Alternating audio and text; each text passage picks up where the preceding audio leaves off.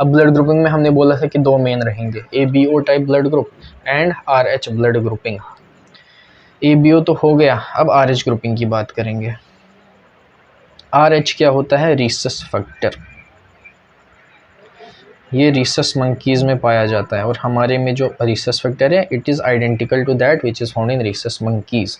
इसके बेसिस पर हम प्लस और माइनस लगाते हैं। आपने सुना होगा A पॉजिटिव, B पॉजिटिव, तो ये पॉजिटिव नेगेटिव किस बेसिस पर है? RH फैक्टर की बेसिस पर है। अभी तक हमने एंटीजन कौन पढ़े थे RBC के ऊपर? A एंटीजन और B एंटीजन। अब ये कह रहा है another antigen the RH antigen which is similar to one present in rhesus monkeys, hence RH.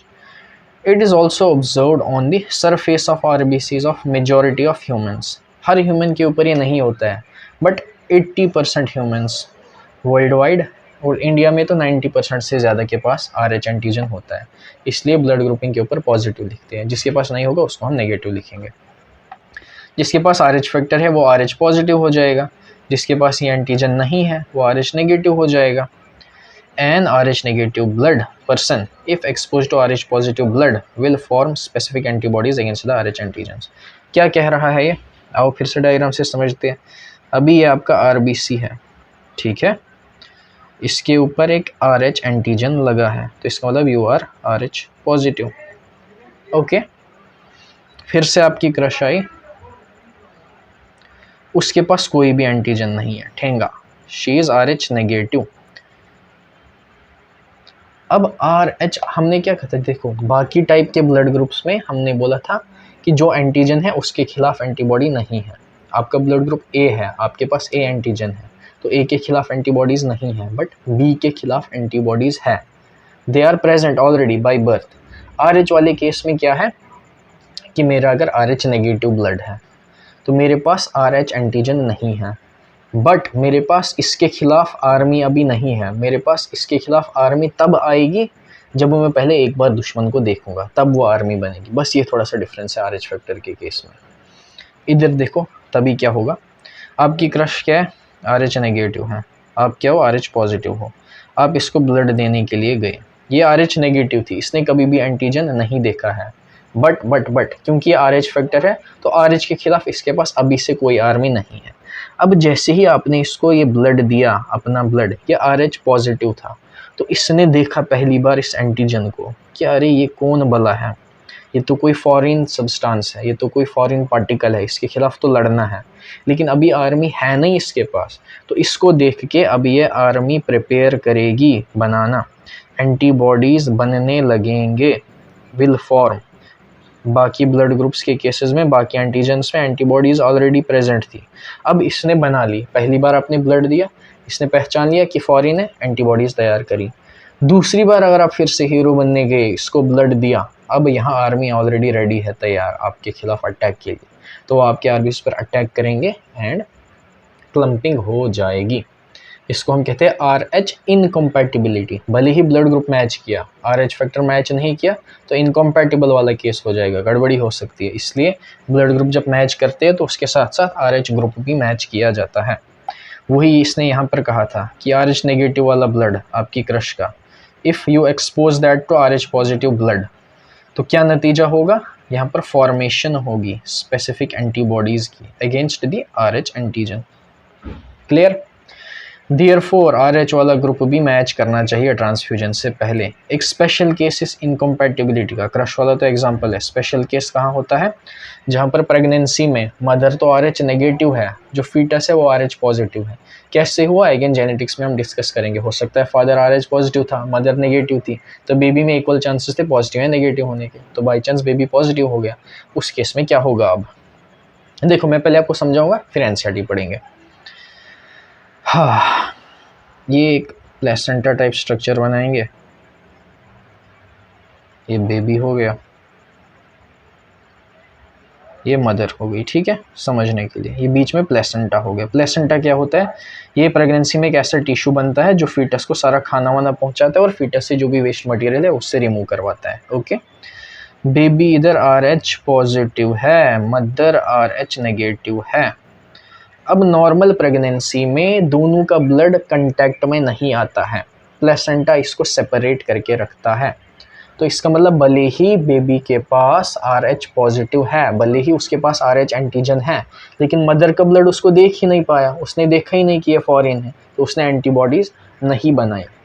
अब जब प्रेगनेंसी का टाइम ख़त्म हुआ, डिलीवरी हुई, तो डिलीवरी के टाइम चांसेस होते हैं कि जो फीटस है, फीटस का ब्लड मैटरनल ब्लड के कांटेक्ट में आ जाए। अगर ऐसा हुआ, मदर के ब्लड ने देख लिया अब इस RH एंटीजन को, बोला अरे ये कौन है, तो फॉरेन एंटीजन है, मुझे तो अब आर्मी बनानी पड़ेगी इसके खिलाफ, तो उस कांटेक्ट की वजह से मदर के अंदर एंटीबॉडीज़ बन गई अगेंस्ट दिस RH फैक्टर। अभी कुछ नहीं होगा। अब मान लो ये एंटीबॉडीज़ बहुत टाइम तक, सालों तक एंटीबॉडीज़ ब्लड में प्रेजेंट रहती है। अब मान लो नेक्स्ट प्रेगनेंसी हुई, फिर से यही केस है, मदर तो RH नेगेटिव ही है और जो बेबी बन गए वो फिर से RH पॉजिटिव है। अब अगर नॉर्मली एक्सपोज नहीं हुआ ब्लड तो ठीक है, लेकिन अगर अगेन किसी वजह से फीटस का ब्लड मैटरनल ब्लड से एक्सपोज हुआ, माँ ने ऑलरेडी एंटीबॉडीज़ बनाई थी पिछली प्रेगनेंसी में, जब वो कांटेक्ट हुआ था तो antibodies against the RH factor were made.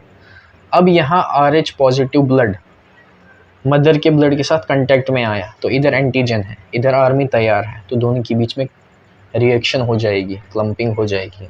इसको कहते हैं एराइथ्रोब्लास्टोसिस फीटैलिस और haemolytic disease of newborn. Disease of newborn क्यों, नए बच्चे में होती है। Haemolytic means, haemo means blood, lysis means blood, RBC का टूटना, RBCs टूट जाएंगे इस रिएक्शन की वजह से। हो सकता है बेबी को जॉन्डिस हो जाए इस बीमारी की वजह से, राइट, समझ गए। तो इस केस को अब कैसे अवॉइड किया जा सकता है।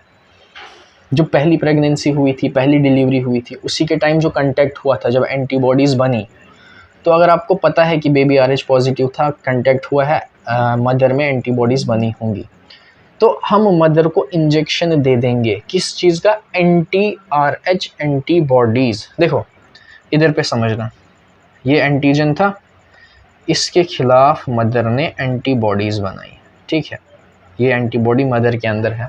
अगर हम कोई दूसरी एंटीबॉडी लेकर आएँ जो इस एंटीबॉडी पर अटैक कर ले, तो काम बन जाएगा, मदर के अंदर ये आर्मी मर जाएगी, तो अगली प्रेगनेंसी के टाइम पर भी ये आर्मी लड़ने के लिए नहीं होगी। तो ट्रीटमेंट क्या है इस डिजीज़ का, administration of anti-RH antibodies within 72 hours of delivery of the first child. If it is clear, then we can read the paragraph. Special case mismatching का कब होता है, प्रेग्नेंट मदर RH नेगेटिव है, foetus उसका RH positive है।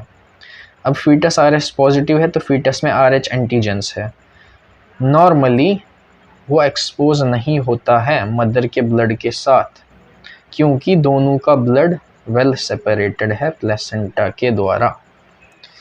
However जब delivery हो रही है पहले चाइल्ड की, तो एक चांस रहता है कि मैटरनल ब्लड एक्सपोज हो जाए थोड़ा सा to RH positive blood of foetus, और जैसे ही वो एक्सपोज हो जाएगा वो इस एंटीजन को देखेगा कि ये कौन है, इसको मैं नहीं जानता, तो एंटीबॉडीज़ बना लेगा। ऐसे केसेस में mother starts preparing antibodies against this antigen, mother के ब्लड में अब एंटीबॉडीज़ आएंगी।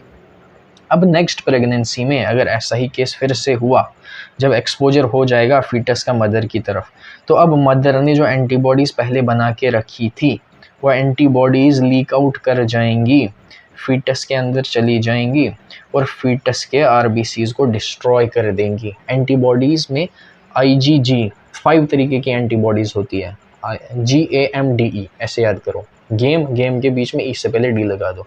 तो जो IgG टाइप की एंटीबॉडी है ये प्लेसेंटा को पार कर सकती है, ठीक है। अब अगर ऐसा हुआ, क्लम्पिंग हुई, RBCs की डिस्ट्रक्शन हुई, ये फीटस की जान भी ले सकता है या बहुत ज़्यादा RBCs को डिस्ट्रॉय करेगा, तो एनीमिया हो जाएगा। एनीमिया क्या होता है, decreased ability to carry oxygen towards the body tissue, या सिंपली याद करो deficiency of haemoglobin. RBC destroy हुए, RBC के अंदर हीमोग्लोबिन नाम का प्रोटीन था वो डिस्ट्रॉय हो जाएगा, तो एनीमिया हो जाएगा। और जॉन्डिस हो सकता है। जॉन्डिस क्यों होगा, जॉन्डिस क्या होता है, डाइजेशन एंड एब्जॉर्प्शन वाले चैप्टर में पढ़ा है। जॉन्डिस लीवर की डिजीज़ होती है जिसमें बिलीरुबिन लेवल्स बहुत ज़्यादा बढ़ जाते हैं, बिलीरुबिन कैसे बनता है? यही आरबीसीज की डिग्रेडेशन, जो हीम होता है, हीम अल्टीमेटली टूट के बिलीरुबिन बनाता है। तो आरबीसीज टूटे हैं, हीमोग्लोबिन टूटा है, बिलीरुबिन बना है, उसकी वजह से जॉन्डिस हुआ बेबी को। इस कंडीशन का नाम है एरिथ्रोब्लास्टोसिस फीटैलिस। कैसे अवॉइड करेंगे? ट्रीटमेंट क्या है? By giving anti-Rh antibodies to the mother. कब देना है? पहले चाइल्ड की जब डिलीवरी हुई थी, क्योंकि तभी तो एक्सपोजर हुआ, तभी तो आर्मी बनी थी। उस आर्मी को हटाने के लिए एंटी-आरएच एंटीबॉडीज दे देंगे। यस और नो? इतना क्लियर है अच्छे से? ठीक है, बढ़ते फिर अपने अगले टॉपिक की तरफ, which is coagulation of blood. जब चोट लगती है, खून कंटिन्यूसली नहीं बहता है, कुछ मिनट के अंदर अंदर वो जम जाता है। कैसे जमता है, क्या पाथवेज होते हैं? देखो, इसमें अगर आप अच्छे से डिटेल में पढ़ोगे तो इंट्रिंसिक पाथवे होता है, एक्सट्रिंसिक पाथवे होता है, हो सकता है आपकी कोचिंग में हो। उसमें फिर 12 स्टेप रिएक्शन होती है, लगभग 12 तरीके के फैक्टर्स होते हैं। Stable factor, labile factor, prothrombin, thromboplastin, calcium, Christmas factor A, Christmas factor B, बहुत सारी चीज़ें होती हैं। If you have studied them well and good, नहीं पढ़ी है तो कोई बात नहीं, एनसीईआरटी में जो चीज़ें होंगी उनको हम अच्छे से कवर करेंगे। You know that when you cut your finger or hurt yourself, your wound does not continue to bleed for a long time. Usually the bleeding stops after some time. Bleeding रुक जाती है। क्यों होती है? क्योंकि blood clot हो जाता है। ब्लड एग्जिबिट्स कोआगुलेशन और clotting in response to an injury और ट्रॉमा। कोई भी इंजरी होती है तो उसके रिस्पॉन्स में खून बहना कुछ मिनट के अंदर अंदर रुक जाता है। This is a mechanism to prevent excessive loss of fluid from the body.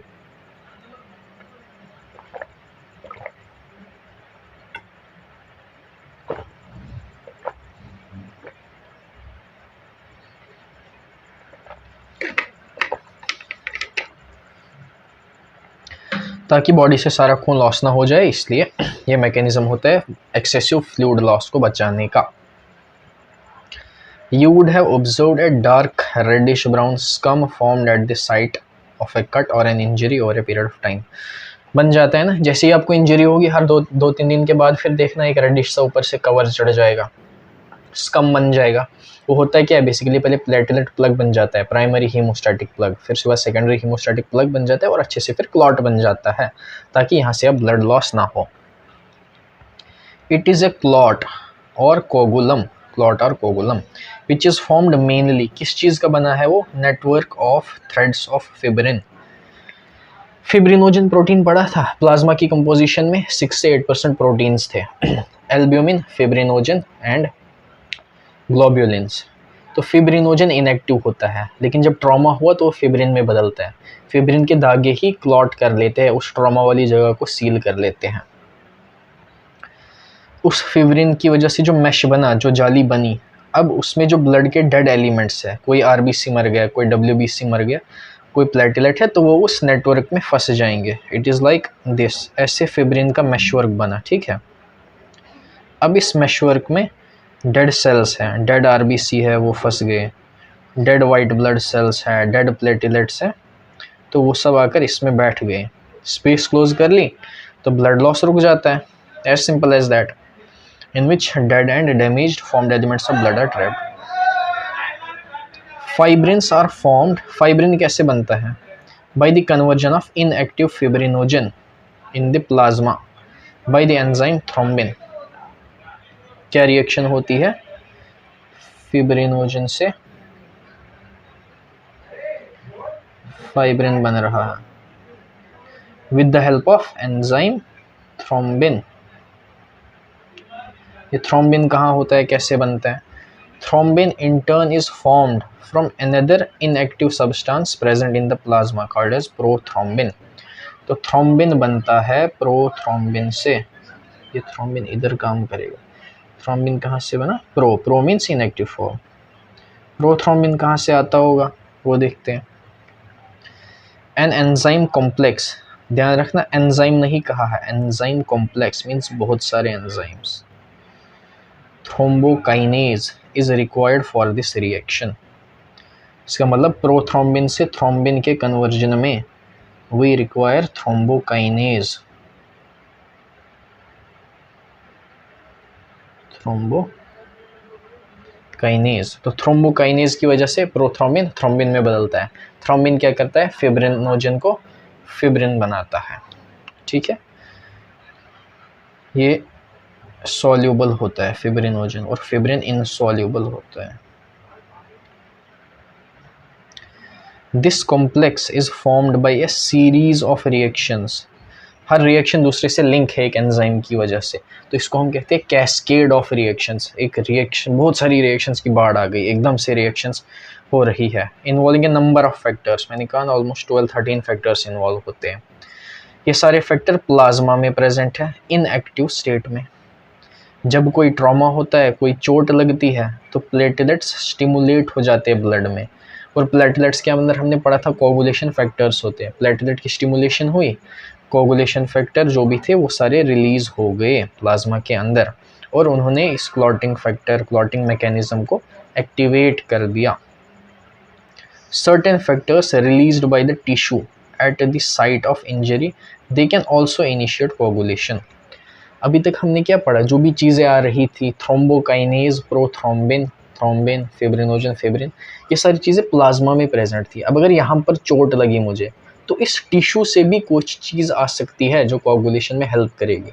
वो चीज़ क्या है? That is thromboplastin.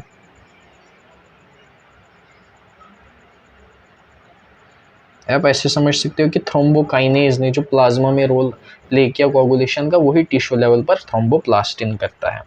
इसके सिवा इस क्लॉटिंग की सारी प्रोसेस में कैल्शियम बहुत ज़रूरी होता है। तभी भी अगर कैल्शियम की कमी होगी तो कोगुलेशन या क्लॉटिंग अच्छे से नहीं होगी। So we are done with the blood.